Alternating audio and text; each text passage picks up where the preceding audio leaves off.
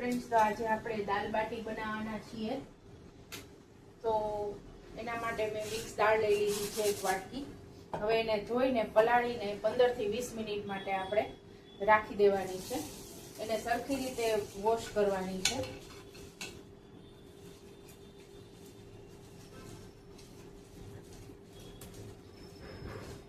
પલાળીને 15 થી 20 મિનિટ માટે રાખી મૂકવાની છે. પછી આપણે એને કુકરમાં બાફવા મૂકી દઈશું. ફ્રેન્ડ્સ, તો હવે આપણે બાટીનો લોટ બાંધી લઈએ. આ મેં 17 થી 18 બાટી થાય ને એટલો લોટ લીધો છે. એમાં મેં થોડોક રવો એડ કર્યો છે. ઘઉંનો કરકરો લોટ પણ તમે એડ કરી શકો છો. એમાં આપણે મીઠું નાખી દઈશું. થોડોક અજમો ક્રશ કરીને નાખશું હાથેથી, જેથી પચવામાં સરળતા રહે અને ટેસ્ટ પણ સરસ આવે છે. હવે આપણે ફટાફટ મોણ નાખી દઈશું.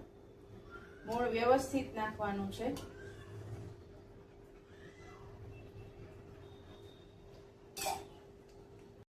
મોણ નાખી દીધા પછી બધું સરખી રીતે મિક્સ કરી લેવાનું. મીઠું નાખી દીધું છે, એને એકદમ મિક્સ કરી લેવાનું છે.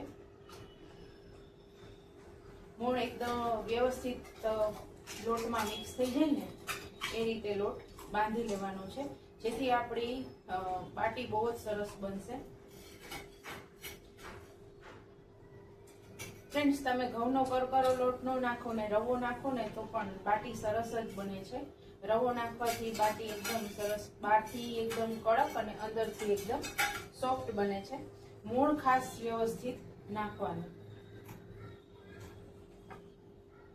મુઠ્ઠી વડે એવું મોણ નાખવાનું છે. આવી રીતે મુઠ્ઠી વળવી જોઈએ.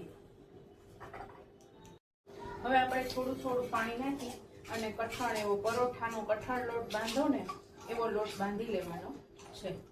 થોડું થોડું પાણી નાખતું જવાનું અને લોટ બાંધતું જવાનું છે.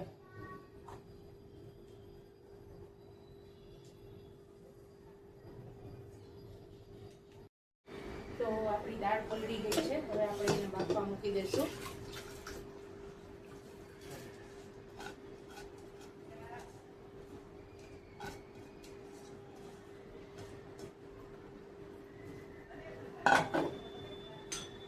આમાં દાળ ડૂબે એથી થોડુંક વધારે પાણી મૂકવાનું છે. 1 ચમચી તેલ નાખી દેશું એટલે આપણી દાળ એકદમ સરસ બફાઈ જશે. હળદર નાખી દેશું 5 ચમચી. મીઠું નાખી દેશું.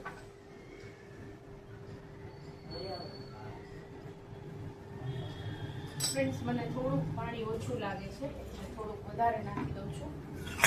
અને આપણે ગેસ બંધ કરી અને સીટી વગાડવા દઈશું.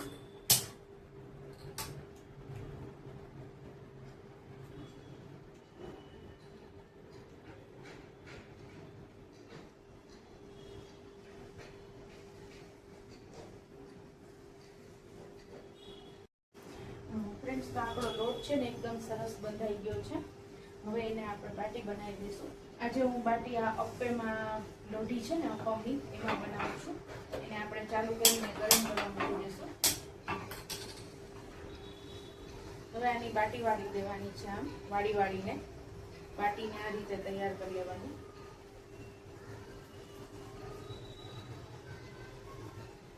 ફ્રેન્ડ્સ, આપણે કંઈ નથી કરવાનું, કાકો નથી મારવાનો, કાંઈ નથી કરવાનું. આને આમ ગોળ ગોળ ખાલી બનાવી લેવાની છે.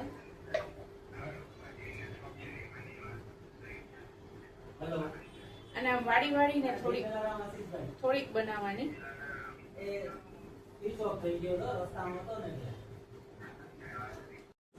ફ્રેન્ડ્સ, તો આપણી બધી બાટી વળી ગઈ છે. હવે આવી રીતે એકદમ ગોળ ગોળ આવી રીતે કરી નાખવાની છે.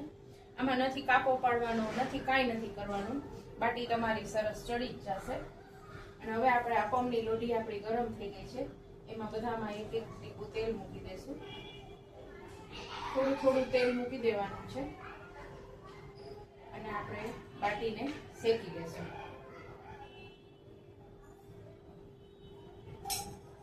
આવી રીતે બધી બાટીને મૂકી દેવાની છે, અંદર ગોઠવી દેવાની. ગેસ મીડિયમ ટુ લો રાખવાનો છે. સાઈડની બાટી, વચ્ચેની બાટી છે ને ફટાફટ થઈ જશે. સાઈડની બાટી કરતા થોડી વાર લાગશે. આવી રીતે આપણે બાટીને મૂકી દેવાની છે.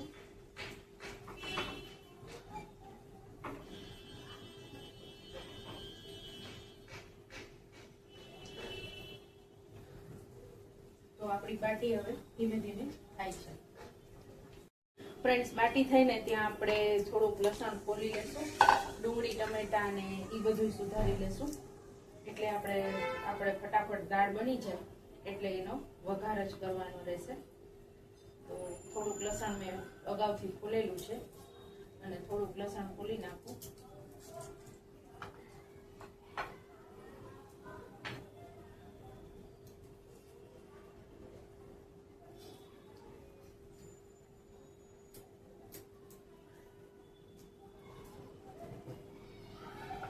બાટીને આવી રીતે ફેરવતી જવાની, ચેક કરતી જવાની આગળ પાછળથી.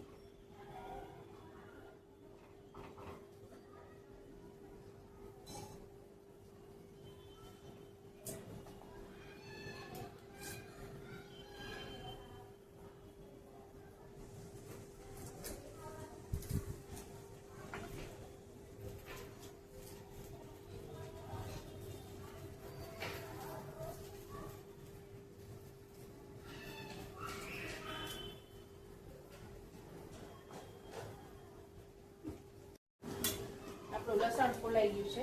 હવે આપણે ડુંગળી રાખી દઈશું ફોલીને. પછી આપણે એને ચોપરમાં કરી નાખવાની છે, ઝીણી ઝીણી.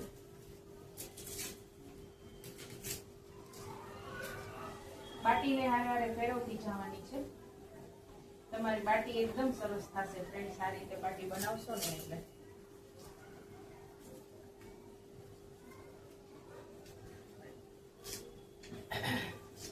દાળ બાટી ખાવાની ખૂબ જ મજા આવે છે.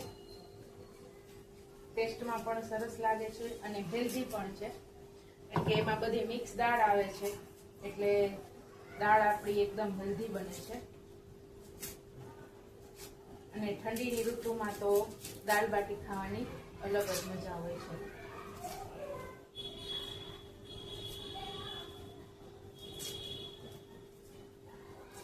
ડુંગળીને આપણે હમણાં ચોપરમાં કરી નાખીશું. તો આપણે દાળ વઘારી લેશું. એના માટે તેલ મૂકશું પહેલા 3 થી 4 ચમચી જેટલું.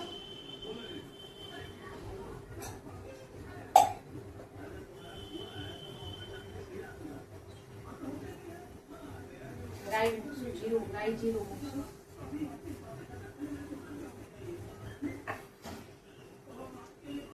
રાઈ જીરું, એક સૂકું મરચું મૂકશું. આમાં લીમડો નાખી શકાય, હું નથી નાખતી લીમડો, અમારે નથી ભાવતો બધા એટલે.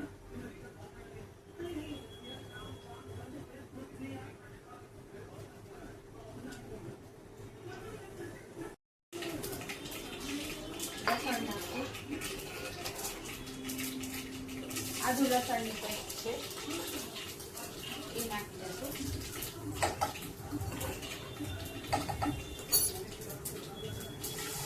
એકદમ હલાવી નાખવાની છે.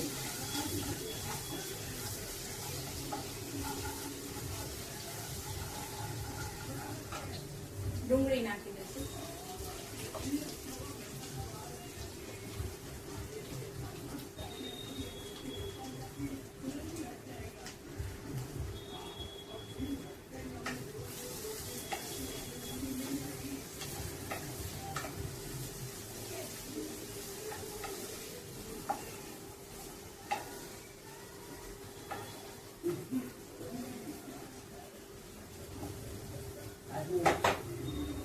આપણી ડુંગળી થઈ જાય ત્યાં આપણે ટમેટા કરી લેશું.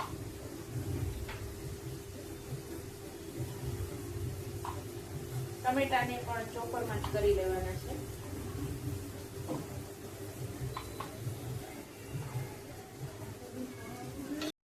હવે આપણી ડુંગળી થઈ ગઈ છે, ટમેટા નાખી દઈશું.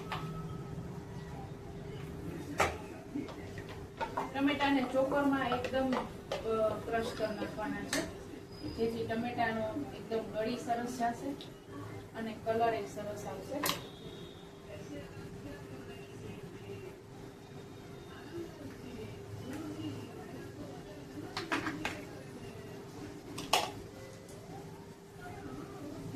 મીઠું નાખી દઈશું,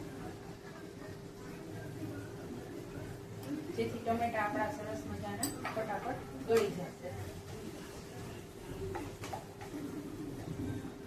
હવે આપણે ટમેટાને ને ડુંગળીને એકદમ ચડી જવા દેવાના છે. જ્યાં સુધી એમાંથી તેલ ન છૂટું પડે ત્યાં સુધી આપણે રાખી દઈશું. ફ્રેન્ડ્સ, તો આપણી બાટી એ બનીને મસ્ત તૈયાર થઈ ગઈ છે. તમે જોઈ શકો છો આપણી બાટી એકદમ સરસ તૈયાર થઈ છે. જો આપણી બાટી મસ્ત તૈયાર થઈ ગઈ છે. ફ્રેન્ડ્સ, તો આપણા ટમેટું ને ડુંગળી ને બધું સરસ ચડી ગયા છે. આપણી બાટી પણ મસ્ત થઈ ગઈ છે. હવે આપણે આમાં મસાલા કરી લેશું. ધાણા જીરું, મરચું, હળદર આપણે દાળ બાફવામાં નાખેલી છે એટલે બહુ નહીં નાખવી પડે. અને હળદર નાખી દેશું. મસાલાને થોડી વાર ચલાવી લેશું અને અંદર ને અંદર પહેલા આપણે એને કૂક થવા દેશું મસાલાને, પછી આપણે દાળ નાખીશું. ફ્રેન્ડ્સ, આપણે આમાં છે ને થોડુંક ગરમ પાણી નાખવાનું છે, જેથી દાળની કલર અને બધું એમને એમ રહેશે. હંમેશા રસોઈ કરતી વખતે ગરમ પાણી નાખવાનું. તમે કોઈ પણ શાકમાં નાખો ને ત્યારે. મેં ગરમ પાણી નાખ્યું છે. હવે એમાં આપણે ગરમ મસાલો નાખી દઈશું.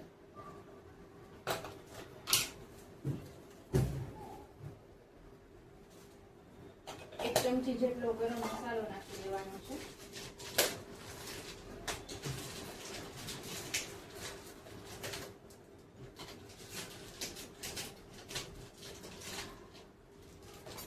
અને થોડી કસૂરી મેથી નાખી દઈશું ક્રશ કરીને, જેનાથી બહુ જ સરસ સ્વાદ આવે છે.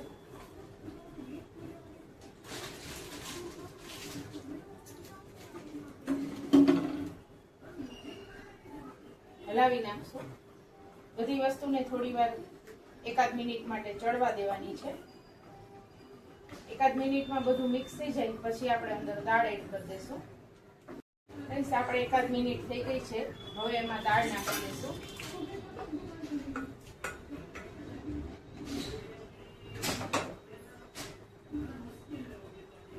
દાળ નાખીને એકદમ હલાવી લેવાનું છે. પાછું થોડું ગરમ પાણી નાખશું.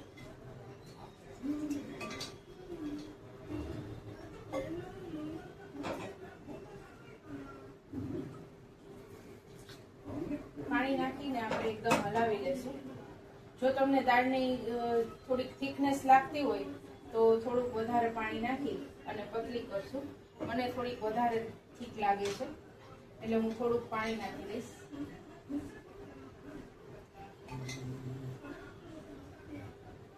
ઉકળવા દઈશું દાળને.